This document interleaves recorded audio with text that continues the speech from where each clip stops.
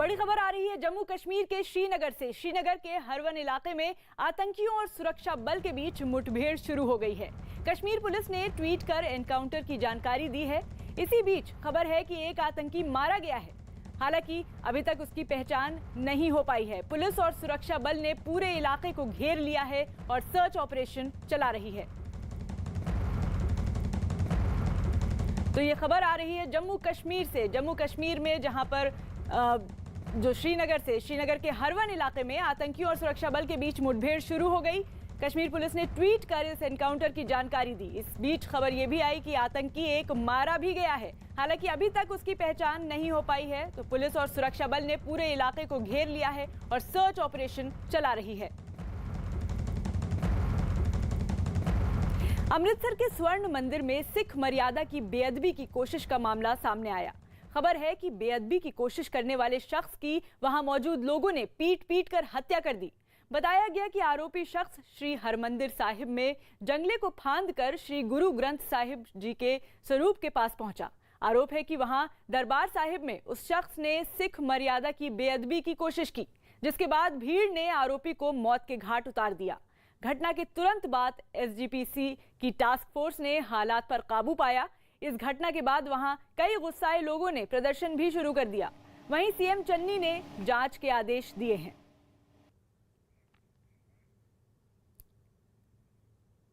अकाल तख्त के जथेदार यानी हरप्रीत सिंह ने इस घटना की निंदा की है। कहा कि श्री दरबार साहिब सिखों का दिल है, अगर दिल पर कोई इस तरह की घटना करता है तो उसे बख्शा नहीं जाएगा। हरप्रीत सिंह ने भारत सरकार से पूरी घटना की जांच की मांग की है। इलैक्शन का दौर है और इस दौर ਦੇ ਵਿੱਚ ਜੋ ਇਹ ਘਟੀਆ ਹਰਕਤਾਂ ਜਿਹੜੀਆਂ ਨੇ ਕਰਵਾਈਆਂ ਜਾ ਰਹੀਆਂ ਨੇ, ਜਿਹੜੀਆਂ ਵੀ ਏਜੰਸੀਆਂ ਇਹਨਾਂ ਘਟਨਾਵਾਂ ਨੂੰ ਕਰਾਉਣ ਦੇ ਲਈ ਜ਼ਿੰਮੇਵਾਰ ਨੇ, ਉਹਨਾਂ ਨੂੰ ਅਸੀਂ ਇਹ ਦੱਸਣਾ ਚਾਹੁੰਦੇ ਹਾਂ ਕਿ ਸਿੱਖਾਂ ਦੇ ਸਬਰ ਦਾ ਪਿਆਲਾ ਜਿਹੜਾ ਹੈ ਉਹ ਭਰ ਚੁੱਕਿਆ ਹੈ। ਅਸੀਂ ਇਹਨੂੰ ਕਿਸੇ ਕੀਮਤ ਦੇ ਉੱਤੇ ਬਰਦਾਸ਼ਤ ਨਹੀਂ ਕਰਾਂਗੇ। सीएम चरणजीत सिंह चन्नी ने ट्वीट कर घटना पर लिखा कि श्री हरमंदिर साहिब के गर्भगृह में श्री रहराज साहिब के मार्ग में श्री गुरु ग्रंथ साहिब की बेअदबी का प्रयास करने के लिए सबसे दुर्भाग्यपूर्ण और जघन्य कृत्य की कड़ी निंदा करता हूं। सरकार ने राज्य पुलिस अधिकारियों को इस कायराना हरकत के पीछे के असली मकसद और असली साजिशकर्ताओं को लेकर पूरे मामले की गहन जांच करने का निर्देश दिया है। सरकार ने एसजीपीसी अध्यक्ष को भी फोन किया और मामले की तह तक जाने के लिए अपने पूर्ण समर्थन और सहयोग का आश्वासन दिया है।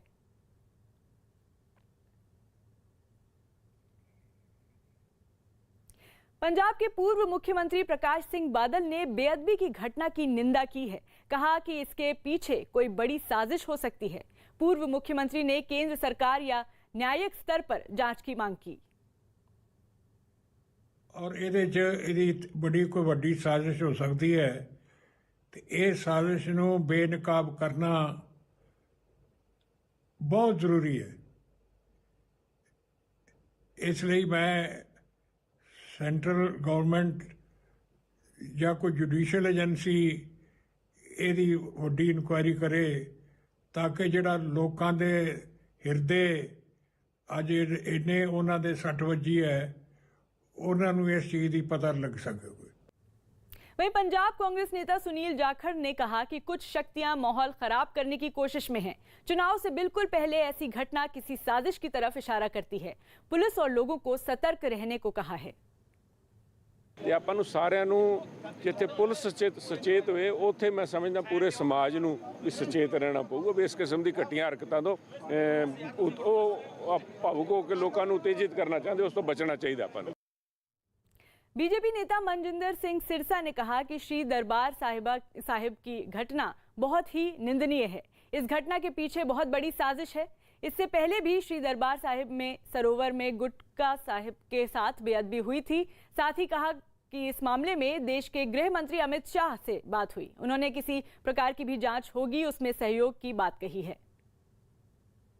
ਇਹਦੇ ਪਿੱਛੇ बहुत बड़ी साजिश है और क्योंकि पिछले कुछ दिनों तो श्री दरबार साहब के सरोवर के अंदर भी गुटके पाए गए और कोई ना कोई बहुत बड़ी साजिश की कोशिश कर रहा है। मैं हुणे देश के गृह मंत्री श्री अमित शाह जी नाल भी इसकी गल की। मैनूं उन्होंने भी श्योर किया ਕਿ ਅਸੀਂ ਜੋ ਸਾਡੇ ਤੋਂ ਸਰਕਾਰ ਵੱਲੋਂ, ਪੁਲਿਸ ਵੱਲੋਂ, ਐਸਜੀਪੀਸੀ ਵੱਲੋਂ ਜਿਸ ਤਰ੍ਹਾਂ ਦੀ ਵੀ ਕਿਸੇ ਵੀ ਇਨਵੈਸਟੀਗੇਸ਼ਨ ਦੀ ਮੰਗ ਕੀਤੀ ਜਾਊਗੀ, ਅਸੀਂ ਉਸ ਨੂੰ ਵੀ ਕਰਾਂਗੇ और ਅਸੀਂ कड़े शब्दों में इसकी निंदा भी करते। आम आदमी पार्टी के विधायक कुलतार सिंह सधवा ने कहा कि चुनाव के बिल्कुल पहले ऐसी घटना हुई है, ये एक बड़ी साजिश की ओर इशारा करती है। अगर पहले की घटनाओं में समय रहते इंसाफ किया गया होता तो ऐसी घटना कभी नहीं घटती। मामले की उच्च स्तरीय जांच की मांग की है। मंदभागा, बहुत दुखदायक है, बहुत पीड़ादायक है और इस घटना का पंजाब दे विच होण वाले इलैक्शनां तो तुरंत पहला होण तो किसी राजनीतिक साजिश वाल इशारा जाता है। उन्हां दी बेअदबी करन दी कोई साजिश रचण वाले ना तां अज उन्हां नूं किते ढोई मिलनी है, ना कल ढोई मिलनी है। और जे सरकारां समय सिर पहलियां होईयां बेअदबियां दियां न्याय दे दिंदे आ तां इह साजिश दुबारा रचन दी किसी ने हिम्मत नहीं करनी सी। हरसिमरत कौर बादल ने ट्वीट करते हुए लिखा कि मैं इस जघन्य कृत्य की कड़ी निंदा करती हूं। हमारे पवित्र तीर्थ सचखंड श्री हरि मंदिर साहिब की बेअदबी करने की कोशिश पूरी तरह से असहनीय है। मैं राज्य सरकार और केंद्र सरकार से पूरी घटना की जांच करने की अपील करती हूं। अपराधी के पास कोई आईडी प्रूफ नहीं मिला जो गहरी साजिश का संकेत देता है।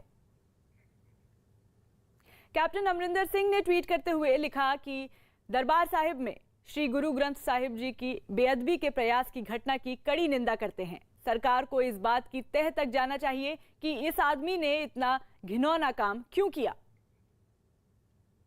वहीं दिल्ली के मुख्यमंत्री अरविंद केजरीवाल ने ट्वीट करते हुए लिखा कि श्री दरबार साहिब में हुई बेअदबी की घटना बेहद दुखदाई है। सब लोग सदमे में हैं। ये बहुत बड़ी साजिश हो सकती है। दोषियों को सख्त से सख्त सजा मिले। महाराष्ट्र के पनवेल रेलवे स्टेशन से रोंगटे खड़े कर देने वाली कुछ तस्वीरें सामने आई। वहां चलती ट्रेन में चढ़ने की कोशिश कर रही एक महिला की जान खतरे में पड़ गई। 2 दिन हुई इस घटना की तस्वीरें वहां लगे सीसीटीवी कैमरे में कैद हो गई, पहले की बताई गई, जिनमें साफ दिखा कि ट्रेन स्टेशन से चली ही थी, तभी महिला ने दौड़कर उसमें चढ़ने की कोशिश की, लेकिन उसका संतुलन बिगड़ गया और वो ट्रेन और प्लेटफॉर्म के बीच मौजूद खाली जगह में गिरने लगी, जिस पर रेलवे पुलिस के एक जवान की नजर गई। वो फौरन उस महिला की तरफ दौड़ा और उसे बाहर की तरफ खींचकर उसकी जान बचा ली। सरकार की उपलब्धियों को लोगों तक पहुंचाने के लिए बीजेपी जन विश्वास यात्रा निकालेगी। बिजनौर, मथुरा, झांसी, गाजीपुर, अंबेडकर नगर, बलिया से ये यात्रा शुरू होगी। बीजेपी अध्यक्ष जेपी नड्डा अंबेडकर नगर से जन विश्वास यात्रा को हरी झंडी दिखाएंगे। वहीं सीएम योगी मथुरा के रामलीला मैदान में दोपहर 2 बजे यात्रा को हरी झंडी दिखाकर रवाना करेंगे। तीसरी यात्रा झांसी से शुरू होगी। इस यात्रा का शुभारंभ रक्षा मंत्री राजनाथ सिंह करेंगे।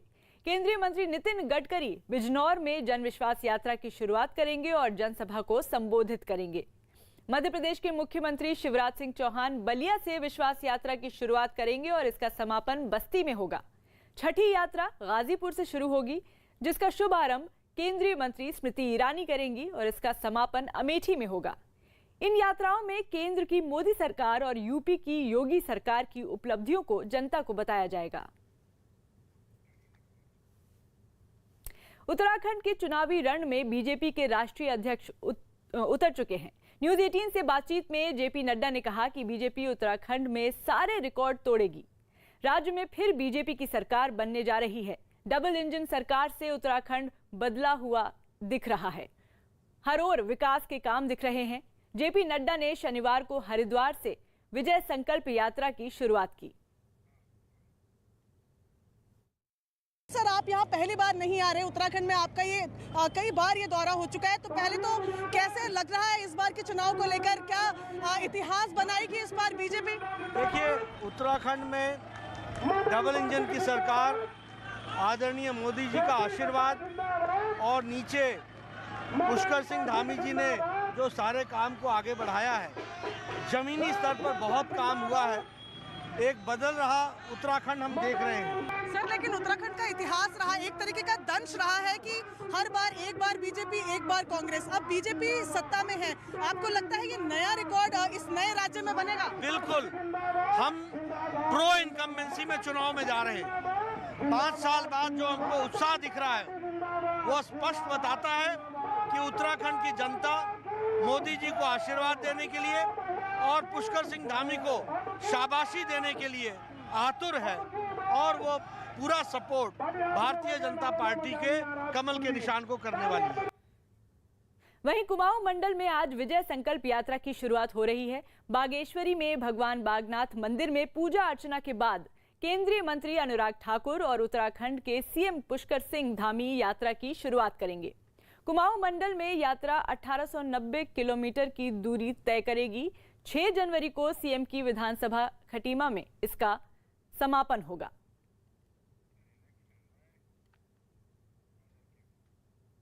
केएल राहुल दक्षिण अफ्रीका के दौरे पर जाएंगे।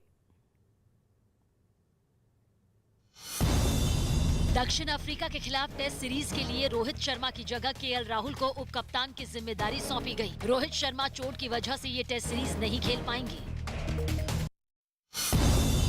गुजरात में सुबह से ग्राम पंचायत की 8,684 सीटों के लिए वोटिंग होगी, जबकि 1,667 उम्मीदवार निर्विरोध चुने जा चुके हैं। सरपंच के लिए होने वाले इस चुनाव में 27,000 से ज्यादा उम्मीदवार मैदान में हैं।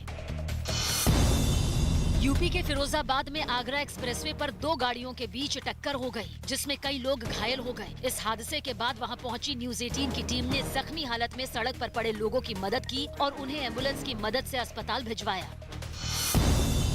ब्रिटेन में कोरोना मरीजों के रोज बन रहे नए रिकॉर्ड ने हाहाकार मचा दिया। वहां एक दिन में कोरोना के 93,000 से ज्यादा नए मामले सामने आए। कपड़ों पर रंगाई करने वाले कारखानों के लिए मशहूर फर्रुखाबाद पर पहचान का संकट गहराने लगा। वहां के कारीगरों ने आरोप लगाया कि सरकारी सुविधाओं के अभाव की वजह से लोगों के साथ ही उद्योग धंधे भी वहां से दूसरे शहरों में चले गए, जिसकी वजह से वहां रोजगार का संकट भी खड़ा हो गया। ये खूबसूरत स्टॉल कभी फर्रुखाबाद की पहचान हुआ करते थे, लेकिन अब ये स्टॉल और इसकी छपाई फर्रुखाबाद से लुप्त होते जा रहे हैं। चुनावी मौसम होने की वजह से इस मुद्दे ने भी सियासी सरगर्मी बटोरी, जिसके बाद इस मामले में समाजवादी पार्टी और बीजेपी आमने सामने हो गए। समाजवादी पार्टी ने इसके लिए बीजेपी को जिम्मेदार ठहराया, तो वहीं बीजेपी ने अपने बचाव में केंद्र की योजना का हवाला दिया। भारतीय जनता पार्टी की सरकार बनने के बाद 1 डिस्ट्रिक्ट 1 प्रोडक्ट के तहत वहाँ के वस्त्र छपाई के उद्योग को वापस धार देने का काम योगी आदित्यनाथ की सरकार ने किया है। 2019 के चुनाव के बाद राहुल गांधी पहली बार उत्तर प्रदेश के अमेठी पहुंचे। इस दौरान उनकी बहन प्रियंका गांधी भी मौजूद थी। इस पद यात्रा के बाद एक जनसभा भी हुई, जिसमें कांग्रेस नेताओं ने महंगाई के मुद्दे पर मौजूदा सरकार को घेरा। राहुल के इस दौरे के साथ ही उनके फिर से अमेठी में लड़ने की अटकलों ने जोर पकड़ लिया है। हमारे साथ कांग्रेस नेता राहुल गांधी जी, आज अमेठी आकर के कैसा लग रहा है? काफी दिनों बाद आप आए। बहुत बढ़िया लग रहा है, बहुत अच्छा लग रहा है जी। ये आपने गिनाया इतना पुराना रिश्ता है, काफी दिन बाद आप आए, क्या उसकी महक आपको आज भी मिली? नहीं, तो जैसे मैंने बोला बहुत खुशी हुई मुझे आज आकर, और पुराना रिश्ता है, लंबा चलेगा। एक और सवाल, जब आपने ये कहा पुराना रिश्ता लंबा चलेगा, कई लोगों के मन में आया कि राहुल गांधी फिर यहाँ से प्रतिनिधित्व फिर चुनाव लड़ेंगे यहाँ से। देखेंगे, मगर रिश्ता तो है पूरा। अच्छा, आखिरी सवाल मेरा ये कि आप लगातार हिंदू और हिंदुत्व का फर्क बता रहे हैं, आपको लगता है कि ये जो एक नया आप प्रयोग कर रहे हैं पॉलिटिक्स में, क्योंकि इस विषय को छेड़ने से लोग डरते हैं पॉलिटिक्स में, आप जो नया प्रयोग कर रहे हैं इसको लेके कितने आसान्वित है कि ये लोग समझेंगे? नहीं, देखिए, ये नया विषय नहीं है। मैंने उदाहरण दिया, महात्मा गांधी का जो हत्यारा था, जिसने महात्मा गांधी को गोली मारी थी छाती में 3 बार, वो हिंदुत्ववादी था। उसके दिल में नफरत थी, वो कायर आदमी था, और जिस व्यक्ति की छाती में उसने गोली मारी जी, वो हिंदू था जी। वो किसी से नहीं डरता था, वो सच्चाई के रास्ते पे चलता था, और चाहे कुछ भी हो जाए वो सच्चाई के रास्ते से नहीं उतरता। एक सवाल प्रियंका जी, इस बार क्या उम्मीद है, क्योंकि आप लगातार मुस्कुरा रही थी, मैंने देखा यहाँ पर अपने घर आकर के, क्या इस बार क्या उम्मीद है?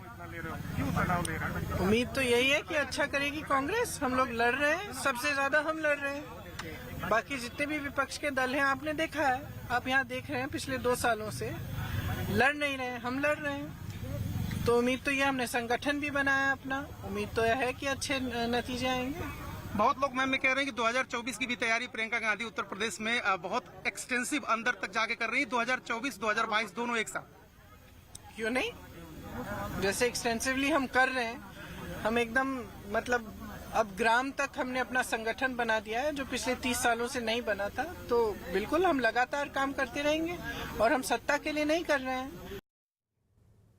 राहुल के बयान के बाद उनके एक ट्वीट ने भी अटकलों को और हवा दे दी। राहुल ने ट्वीट में लिखा कि अमेठी की जनता के स्नेह का धन्यवाद। आपने दिखा दिया कि सच और झूठ का फर्क आप समझ गए हैं। दिल्ली लौट रहा हूं, लेकिन आपसे दूर ना गया था, ना जाऊंगा। दिल्ली के पास गाजियाबाद से एक चौंकाने वाली तस्वीर सामने आई। वहां एक शादी के मंडप में उस वक्त हंगामा मच गया जब लड़की वालों ने दूल्हे को ही सबके सामने पीटना शुरू कर दिया, जिसकी वजह भी उतनी ही चौंकाने वाली थी। लड़की वालों ने आरोप लगाया कि लड़के ने पहले तो उनसे 10 लाख के दहेज की मांग की और फिर उसका एक और राज उनके हाथ लग गया। उन लोगों ने दावा किया कि लड़का पहले भी कई शादी कर चुका है और ये बात उसने लड़की वालों से छिपाने की कोशिश की। इस बात पर भड़के लड़की वालों ने मौके पर ही उसे पीटना शुरू कर दिया और फिर बाद में पुलिस के हवाले कर दिया। राजस्थान के जोधपुर में कुछ बदमाशों ने बस में तोड़फोड़ की।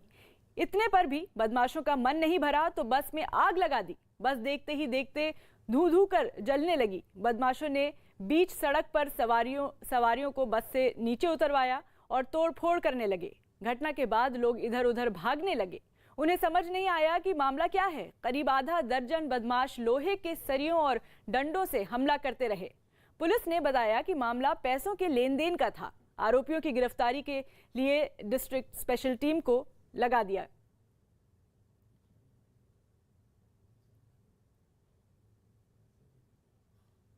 आज की ताजा खबर में रुकेंगे कुछ पलों के लिए, कुछ और जरूरी खबरों के साथ फौरन हाजिर होंगे।